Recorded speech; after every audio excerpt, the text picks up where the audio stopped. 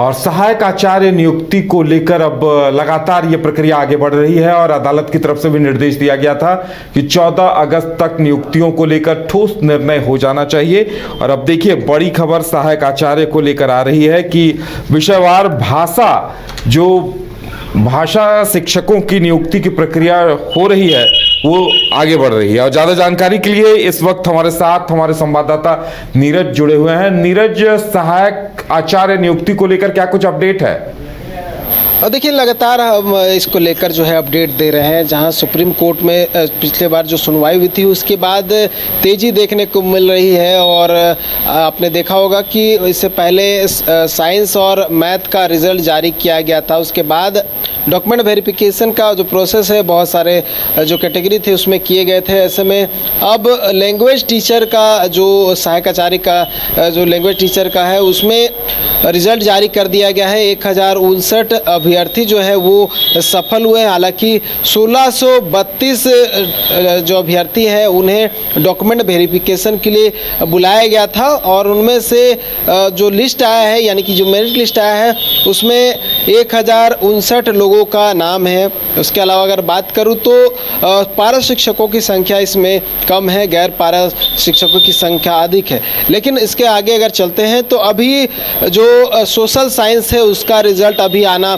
बाकी है। Document verification का प्रोसेस जो है वो कंप्लीट हो चुका है, जल्द ही उसको लेकर भी मेरिट लिस्ट जारी हो सकता है। उसके अलावा जो इंटरमीडिएट ट्रेंड टीचर है यानी कि 1 से लेकर 5 तक जो शिक्षक है उसको लेकर भी डॉक्यूमेंट वेरिफिकेशन 31 जुलाई से लेकर 5 अगस्त तक पूर्ण हो चुका है, उसका भी रिज़ल्ट जारी होना बाकी है। और क्योंकि सुप्रीम कोर्ट की ओर से निर्देश दिया गया है कि 14 अगस्त तक जितनी भी नियुक्तियां हैं उसे पूरा कर दे, ऐसे में जेसीसी की ओर से तेज़ी दिख रही है और जितनी भी प्रोसेस है वो अब तेज़ कर दी गई है। तो लग रहा है कि सुप्रीम कोर्ट के निर्देश के अनुसार 14 अगस्त तक जितनी भी नियुक्तियां हैं वो पूरी कर दी जाएगी। हालांकि बहुत सारे ऐसे मामले हैं जो झारखंड हाई कोर्ट में फंसा हुआ है, चाहे बीएड का मामले की बात कर लो या फिर अन्य मामलों की बात कर लो, तो उसको लेकर भी सुनवाई जो है वो झारखंड हाई कोर्ट में हो रही है। चाहे वो नॉर्मलाइजेशन की बात हो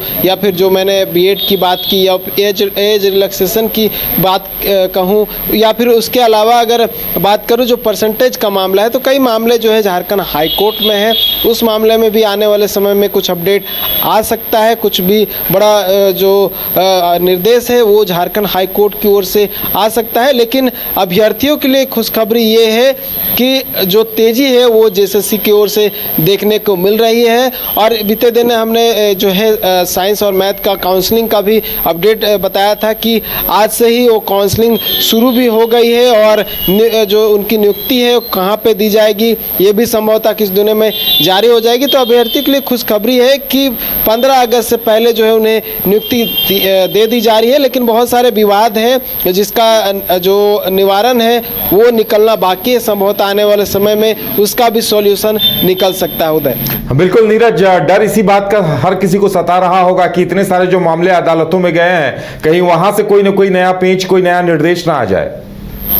देखिए सुप्रीम कोर्ट की ओर से ये सख्त निर्देश है कि आपको नियुक्ति देना है तो नियुक्ति देने के बाद जो छोटे मोटे मामले हैं या फिर जो पेचीदा मामला है उसको लेकर हाईकोर्ट में सुनवाई होगी। उसके बाद जो निर्देश होगा उसके बाद चीज़ें जो है वो बदली जा सकती है। तो ये देखने वाली बात हुई कि हाईकोर्ट में किस तरह से मामले को देखा जाता है, किस तरह से आधार जो है वो दिया जाता है। क्योंकि कुछ जो मामले हैं वो मैंने बताया, नॉर्मलाइजेशन का मामला है, चाहे वो पारा हो गैर पारा हो। उसके अलावा जो परसेंटेज का मामला है वो भी झारखंड हाई कोर्ट में है। उसके अलावा अगर बात करूँ जो 2 ईयर का जो बीएड का मामला था उसमें भी आज सुनवाई हुई है, वो भी आज निर्देश दिया गया है कि उस मामले में 2 सप्ताह में कंप्लायंस रिपोर्ट दे। यानी कि सभी मामले में जो तेज़ी है वो देखने को मिल रही है। तो संभवतः हो सकता है कि अब आने वाले समय में जितनी भी मामले की सुनवाई होनी है सहायक आचार्य में उसमें क्लियरिटी देखने को मिले और जल्द से जल्द जितने भी अभ्यर्थी हैं उन्हें रिजल्ट मिले और उनकी नियुक्ति हो। उदय, चलिए नीरज, हमारे साथ जुड़ने के लिए और तमाम जानकारी देने के लिए बहुत बहुत धन्यवाद। तो अब इंतजार इस बात का है कि जल्द से जल्द उन्हें अंतिम तौर पर नियुक्ति मिले ताकि उनका एक लंबा इंतजार खत्म हो सके।